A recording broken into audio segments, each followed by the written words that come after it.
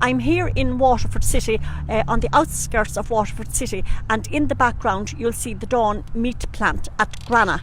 And this meat plant was the subject of a High Court injunction earlier this week. Dawn Meats went to the High Court in order to get an injunction against the farmers who were protesting. Now, I suppose this is the first time for me to actually do a live with so many people. Liam, at the start of the interview, our sound quality was very, very poor. So could you now once again tell us what happened this week in relation to the protest that began on Sunday night and the injunction that ensued? Well, we went back as individual farmers for the Kilkenny Farmer Group on Saturday afternoon. We had a peaceful protest here. On Monday, the Cox solicitors went under Judge Allen with a sworn affidavit to say that it was an unpeaceful protest and made a false declaration to the court, falsely getting our names on an order that will appear before the court on Friday for 11 o'clock to answer these charges. They've stated that we were unpeaceful, it was an unpeaceful protest. We gave abuse to their staff and their lorry drivers, which was completely untrue and a very false statement at any time. They have no evidence because none of the people here at any time gave any abuse. We were courteous and careful with the situation. We have a video there where even the factory came in with double lots of lorries on the road to try and cause an accident and bully the guards into pushing the process. We have to be very, very careful now what we're saying here, because there's very strict laws in this country around libel and defamation. So, but the truth is the truth, no matter what way it goes. Yes. And I have it on the videos myself of what went on. But apart from that, we're due to answer these charges, which were brought by under Judge Allen, which was granted on Friday. They've now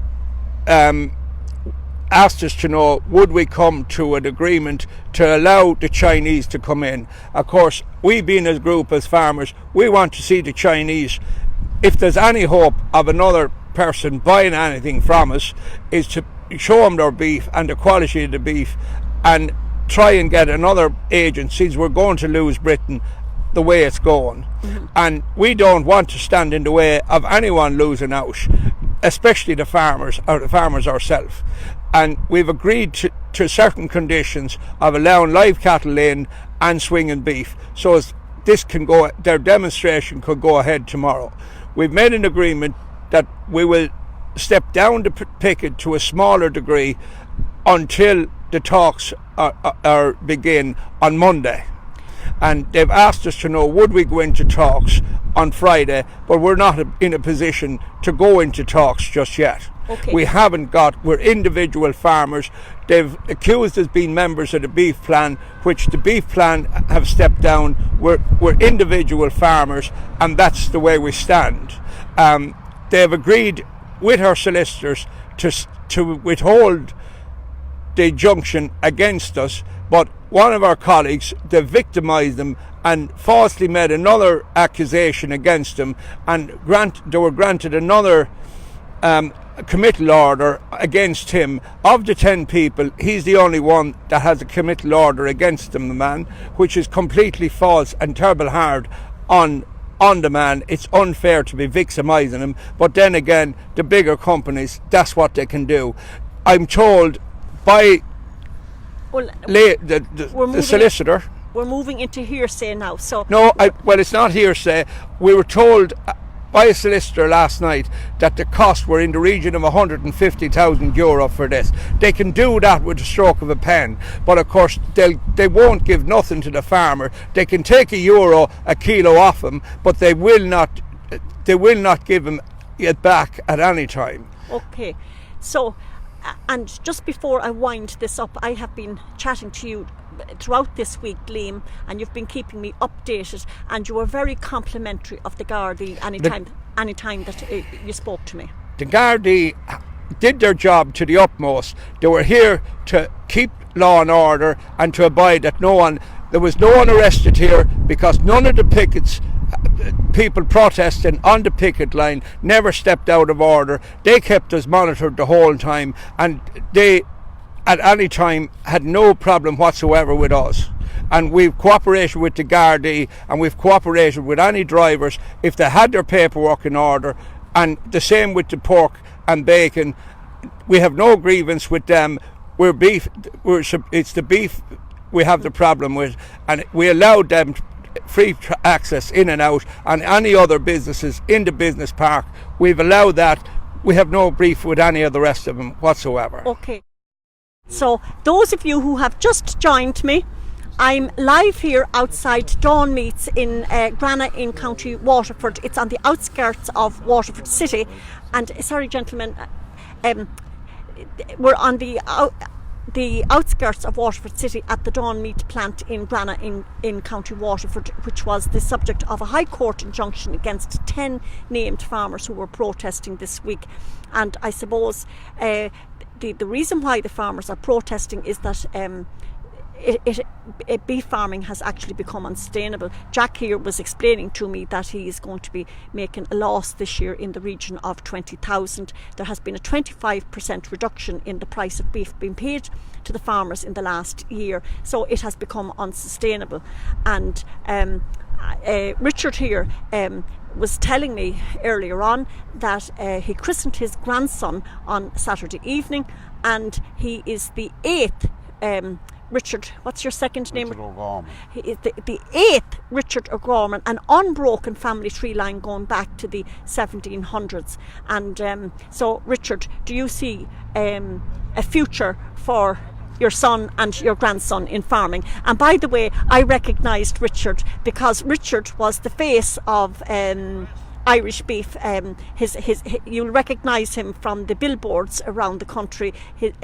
He's a producer of Aberdeen Angus beef, which is promoted by Aldi and Lidl. So, Richard, is there a future for your son and grandson? Yeah, very tricky now, because I'll tell you, the margins is very, very tight, and not alone will we. I don't know, will the boys be able to hold, and I don't know what's the future in it, but at the minute, looking at it, no future. There's no future in beef at the moment. At the prices you pay for the store and what they're giving us here, grading, the whole system is completely against the beef, man, definitely. And going back on it, I suppose, down through the years, a great job. The few old cattle, the few Angus, a great old job to be at. Meeting the people at the marts, buying the few cattle, getting the few Bob Luke, and bringing them home and looking after them. And you produce a top quality beef, mostly off of grass-fed cattle. Magnificent beef, and to be treated like this is pure shame. 'Tis a shame now, I'm not joking, because anyone who goes in there into a butcher shop, an Aldi store, a Lidl store, whatever the case may be, you go to the corner, you get a bit of steak there, lovely. Beautiful steak. It would be a pity to see that dying process going dying, and it's dying on its feet now. And Jack here beside me, Jack Frisbee, great suckling man, produces top quality whalens. He should be getting a premium for them whalens, a premium when they go to the factory. Instead of that, you could see a lovely Charlie bullock there, and they're grading them an O. Scandal, a pure out and out scandal. That man should be looked after. We buy the cattle off of the suckling men.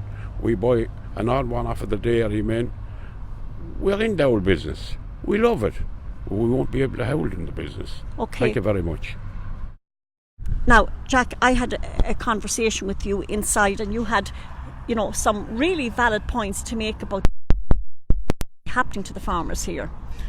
Well, the way I look at it, right, I have around 75 suckler cows, right? And I think I will lose about 20,000 on my weanings this year, the way things are gone. I'm selling my cattle back for the last 2 years. I'd have top of the range weanings, and they're back £300 a head, right? And you can make it up any way you like, right? 20 to 25,000, right? It's a lot of money, right? If I offer one of them boys across the road 20,000 or 25,000 less in their wages coming home after the year, how would they look at me? They do some looking. Like if I told Larry Goodman his money was going to be back for 10 or 12 million every year because he wasn't making enough money, what would he say? Like, I have a son, he's farming, he's working as well because he could not rear a family on the land, right? Only for the few pounds by getting in the single farm payment, I would say this much: we couldn't keep going. My wife's mother made a very good statement about 20 years ago, and she said, Jack, she said, "What? I'll tell you one thing," she said, this country, it'll be back in threes again. And I've taught her that, and I've taught her that, and I've taught her that year after year after year. And the way it's looking, we're going back it's going to be the same way as we were back in the 1800s. They'll be back in trees again. I'm 65 years of age, right? Man, I'll be retired. Well, I won't be retired. I never want to retire. I love farming, right? But if I'm going to be dealing with these boys across the road, right, I won't be farming. I'll be getting the pension, right? But what I'm trying to do, I'm trying to look after the people coming after me, right? That's my importance. The way we're going now, right, we're on our knees, right? And that's about the size of it. We're on our knees, right? And it's looking terrible. We were getting 420, 430, up to 450 for cattle last year. They're actually quoting 345 for cattle today, right? And that is a fact, right? That's €1. That's €1 a kilo, which is a lot of money in any man's. It's a quarter. It's a quarter. It's a massive reduction. It's a massive. I have a brother paid £1,400 for cattle, euros for cattle, right? Mm-hmm. They're back in the spring, right? He fed them, he grazed them on his own land, and he'd be very, very lucky to get 1,600. I'd say he's losing 300 a head, right? So basically what you're saying is that farming has become a loss-making enterprise. It's a complete and utter loss-making situation. That's the way it's gone. It's the way it's gone, but it's looking that we won't be farming. We will not be farming. But we can talk to these barons across the road and get a better price. They're blaming Brexit. It's Brexit this and Brexit that and Brexit the other thing with the last 2 years. And the farmers are go down and down and down. All you have to do is ask any of these men around here, right? Do you know what it's all about? We're working, we're calving cows at 4 or 5 o'clock in the morning, but in there all in bed. They're driving in there on their big Mercs. We're here now with the last 3 weeks. They complain, but they can't sell the hides because they're not putting the leather into the Mercs anymore. But they must know they're not putting the leather into the Mercs anymore. We know nothing about them things because they're driving them. We can't afford to drive them. If you look around the field here, see all 07 and 05 and 04 Jeeps and all cars. That's all you have to do. You drive around the field here, you see it all. Okay. So if I could just, I suppose, summarise for people now what's actually happening. The farmers have just been explaining to me that, you know, farming is a family enterprise. They can trace their family tree line back through countless generations, but there's actually no future in farming for their children and their grandchildren. And the reason for that is that they have taken a huge hit on the price that they're getting for their cattle. These are the men that are up all night watching a cow to calve. It's 365 days a year, 24 hours a day, and they don't mind putting in the hours, they don't mind doing the work, but now it's at the stage where they're actually making a loss. And they have raised some important issues here with me. For example, the 5th quarter, which many of them referred to, is actually the offal, the hide and the tail and the hooves and all of that. All of that is very, very valuable raw materials, and they don't get paid for it. They just get paid for the meat that's dead weight. The animal is killed typically about 700 kilos. The animal kills out at approximately 350 kilos, give or take, and they're just paid on the dead weight. And then another issue, which they haven't mentioned to me, that I'm aware of, is the grading of the meat. So there are 4 basic grades, EU or O, and it's very, very rare to get even a U grade. Most of the meat is graded R, O, and even a P. You know, and the farmers feel very, very aggrieved. feel that the manner in which the meat is graded in the factory is not fair to them. So the protests that they held, 12 days of protests that they held over the August bank holiday weekend, came to an end. There were talks held with various parties. An agreement was reached, and basically what's happening here is that these farmers are not in agreement with the agreement that was reached. There is a Chinese delegation due to arrive here at Grana sometime tomorrow, and the farmers have agreed to suspend their protest and to allow meat into the factory, which can be inspected by the Chinese delegation tomorrow. So I think that's more or less it. I think that's more or less a fair summary of what we've been saying. Is there anybody who would like to add to that before we finish up? Well, I was one of the people that the injunction was taken up against, right? Right. Now, probably part of why we got the injunction taken away was to get it in these 300 cattle, right, for this Chinese delegation, right? Now, whether it'll mean anything to us or not, I don't think so, because I reckon that at the end of the day, the Chinese are only here, right? They're building a factory up in County Kildare, I think, Offaly or Kildare. But someone said, a very shrewd man said to me today, these boys are going around looking at all the machinery in these factories. They're saying, that's a great job there in this factory, and that's a great job there. But something like that might suit our factory. Maybe we'll copy this one for our factory, which might be the right thing. It could be what he's saying. It might be for the beef at all they're coming, and it's a possibility. But anyway, we left them in, right? So for our viewers, what Jack is saying here is that there was an injunction taken out against 10 named farmers, and these farmers were due to appear in the High Court tomorrow to answer the charges that were made against them, and that has been suspended by the factory because the farmers have agreed to allow the cattle into the factory for the inspection tomorrow. So you don't have to go to the High Court tomorrow. We haven't to go to the High Court tomorrow. I think I'll go to Spain for a few days, take a break. Yes. So I suppose really it's all up in the air then. It's once this Chinese delegation leaves. Once this Chinese delegation leaves, right, we're back on the picket line again, right? A peaceful protest, right? A peaceful protest. If a farmer wants to pass us in, or anyone wants to pass in, right, we're on a peaceful protest. But I know a lot of decent farmers, right, has said to themselves, well, why should we pass in these boys sit down outside the gate when we're all farmers? When we're all farmers, they have to remember that we're all farmers, right? And my opinion, right? I worked in Waterford Crystal for 37 years, right? I gave 8 weeks standing outside the gate once upon a time, good time ago. I was farming at the same time, myself and my wife. We were up at 5 o'clock in the morning. She was working, I was working. We had a suckler cows. We done all our work before we went to work, and we done it when we come home. Up until 10 o'clock in the night when we were eating our dinner, right? That's about it. I can't tell you that much. Rearing children. The two of us were working because we could not make a living, right? I had a good job in the last factory. Well, I'm retired now. I'm getting old, I suppose, but however.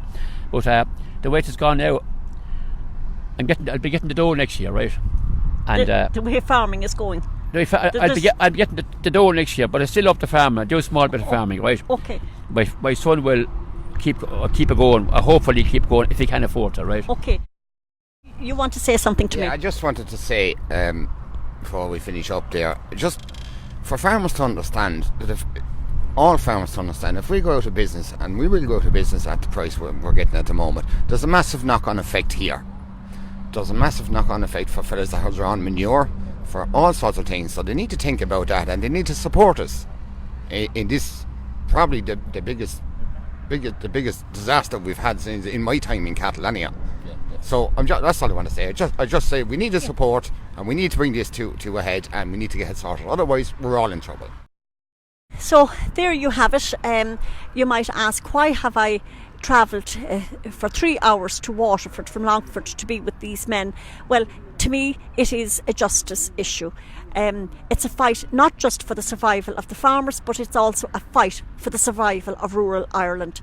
And the beef industry in Ireland is controlled by a couple of families, multi-millionaires, maybe billionaires.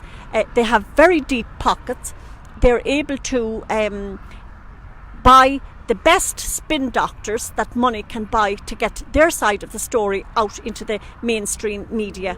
And I felt that it was important to come here this evening, chat to the farmers and allow them to get their voice out, a voice that won't be heard, I believe, in mainstream media. You can be part of this by liking and sharing the video. I do apologise for the poor sound quality at the start. We have never done anything like this before. Deirdre, when we get back to Longford, will actually be editing this, and it will be going up on YouTube, and all the bad bits will be cut out. And I'd like to thank Deirdre for coming to Waterford with me at such short notice.